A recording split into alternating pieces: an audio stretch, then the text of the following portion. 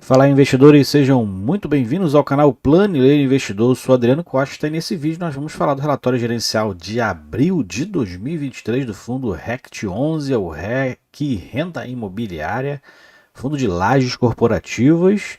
Então vamos ver qual foi o desempenho do fundo nesse mês de abril através desse relatório gerencial. Vamos lá então.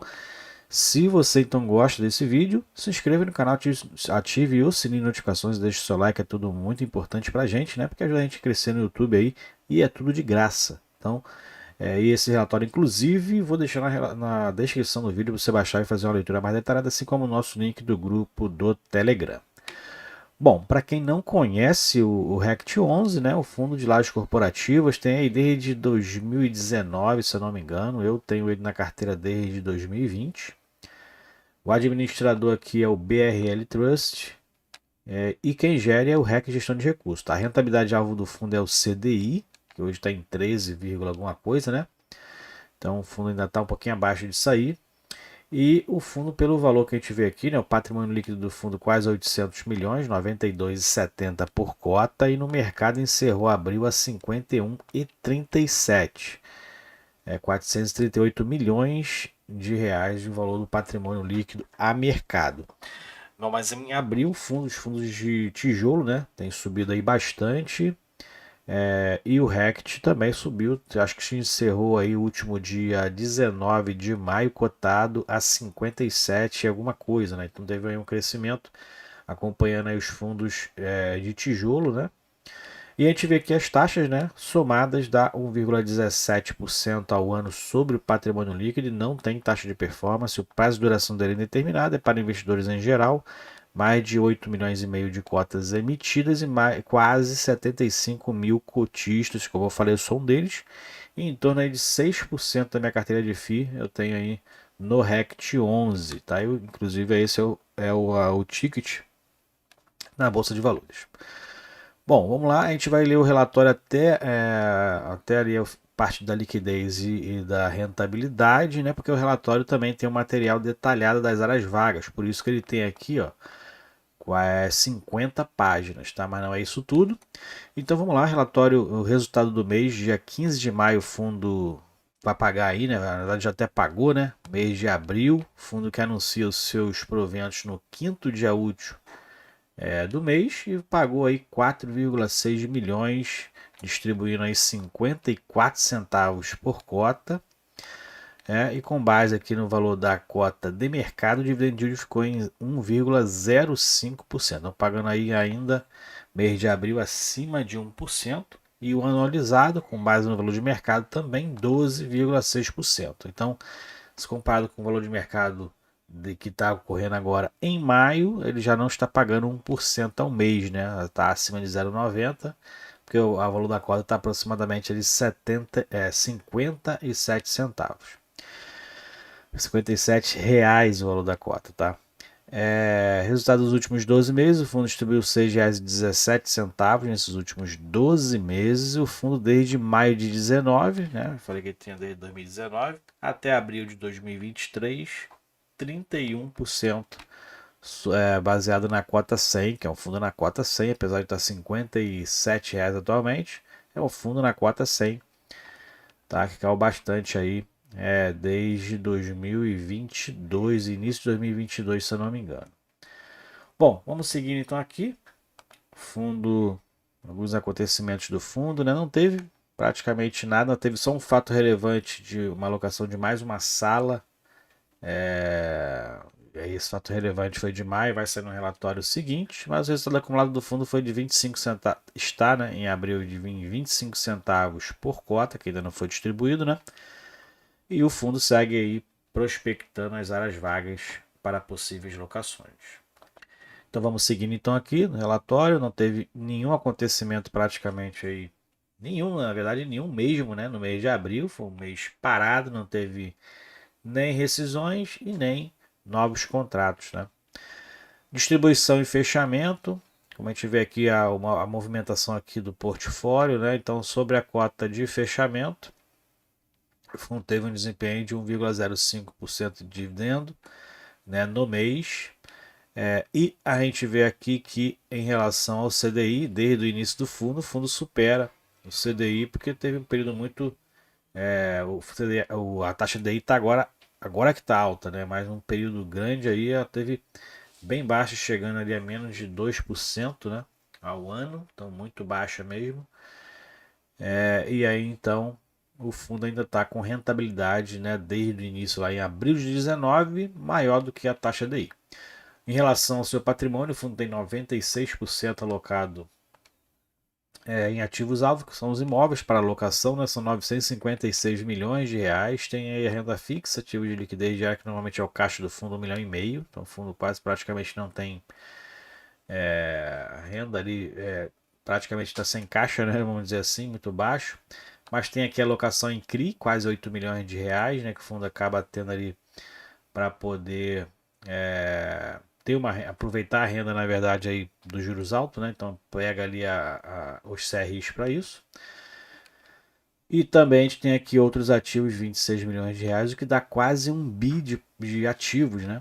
Mas o fundo tem aqui 200 milhões atualmente de passivos, que são, né, praticamente financiamento de imóvel através de CRIs, que somam aí, só de CRIs somam 194 milhões atualmente, né? São as obrigações por aquisição de imóveis e todos eles indexados ao IPCA, que agora tá menor, né? O fundo chegou a sofrer bastante aí no ano de 2022 com o IPCA alto, pelo menos no primeiro semestre ali, né? Final de 2021 também.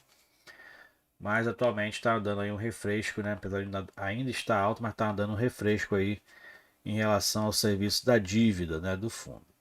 Aqui a gente verifica a distribuição mensal, então o fundo distribuindo 54 centavos aí linearmente no ano de 2023. Então, interessante também essa distribuição aí, né, ao valor que o fundo está hoje no mercado.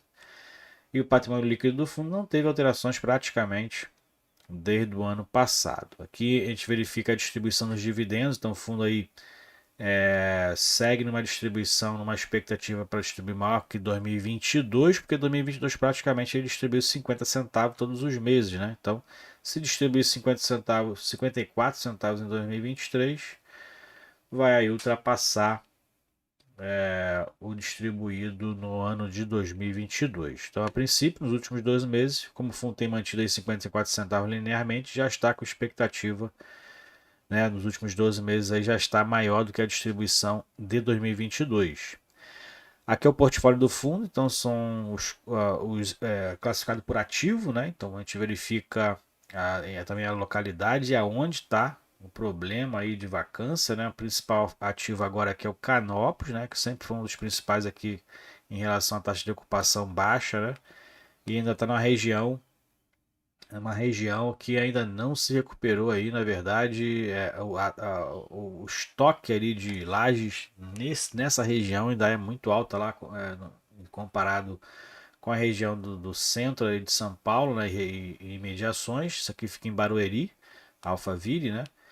Então ali já foi um grande complexo de grandes empresas, né? Ainda está aí sofrendo com relação a grandes estoques ali de lajes corporativas, né, e ao aumento, inclusive, da vacância, né, desses estoques, né. Então, é o que a gente tem acompanhado aí, principalmente a gente tem esse estudo, se eu não me engano, no XPPR11, no relatório deles, né, e a gente vê que essa região aqui, realmente, em relação ao centro de São Paulo, não tem tendência ali de queda na vacância dos estoques de laje corporativa. Então, é onde o fundo está sofrendo ainda, né, o restante ali próximo aos 100% quando não está 100%, e esse realmente é o que tem deixado aí a vacância do fundo ainda acima de 10%.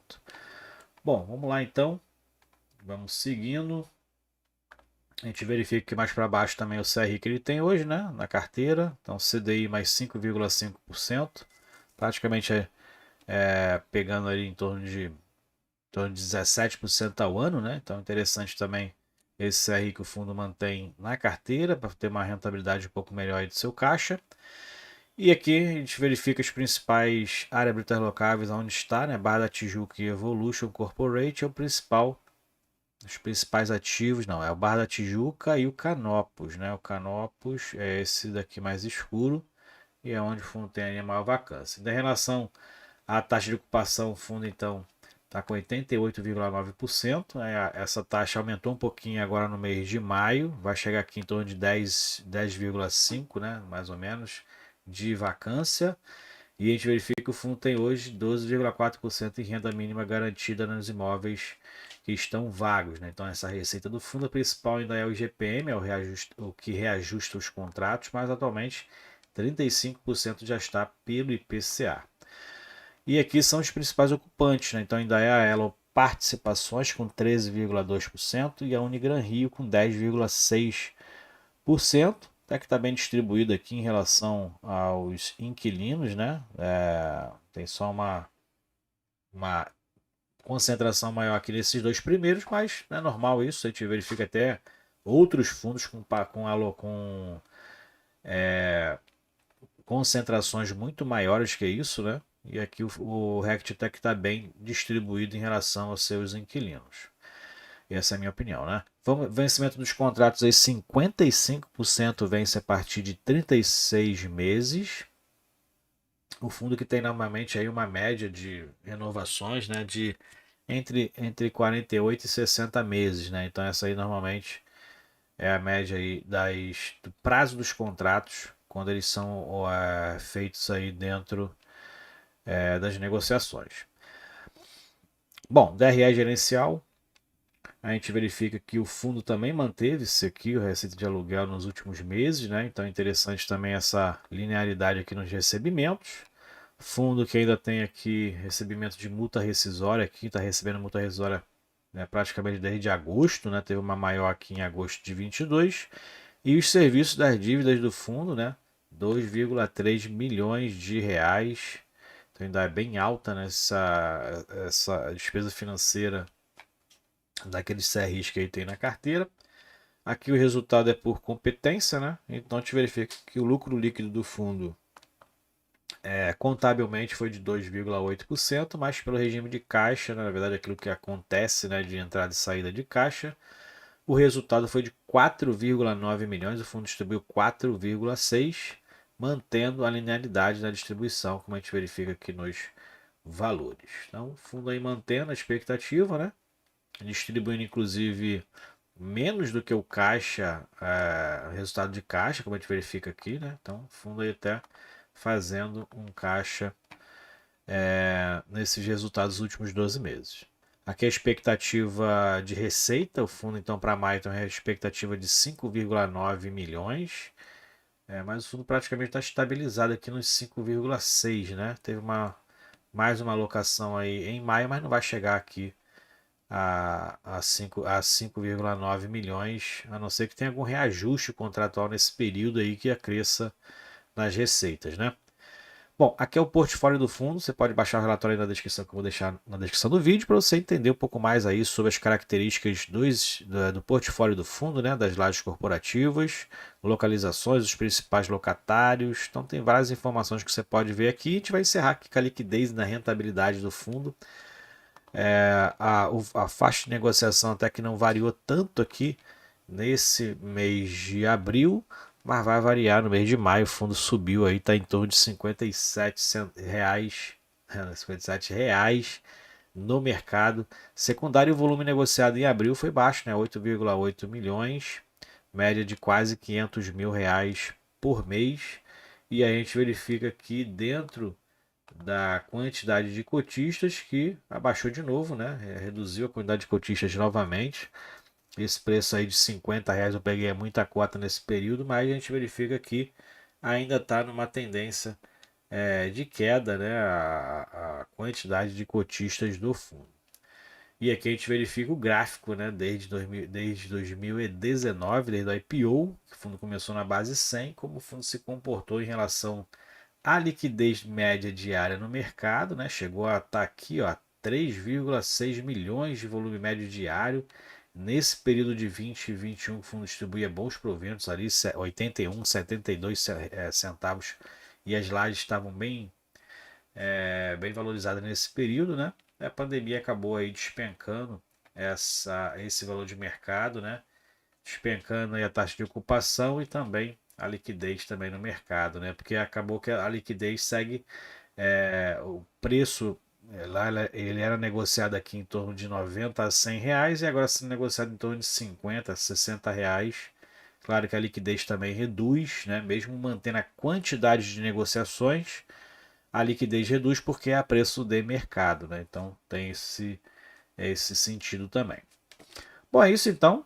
Relatório gerencial aqui do RECT 11, Fundo de Lajes Corporativo. E se você gostou do vídeo, deixe seu like, se inscreva no canal e compartilhe com a gente se você é cotista do RECT 11, qual o percentual da sua carteira. Como eu falei, a minha é em torno de 5 a 6% da minha carteira de fundo de investimento imobiliário. E eu comprei, foi muita cota aí nesse período que ele estava ali a R$ 49,50. Agora está 57, né? Tem que pensar realmente se vai valer a pena agora comprar, mas ele está muito abaixo do valor patrimonial ainda, de repente abaixo dos 60 ainda está valendo.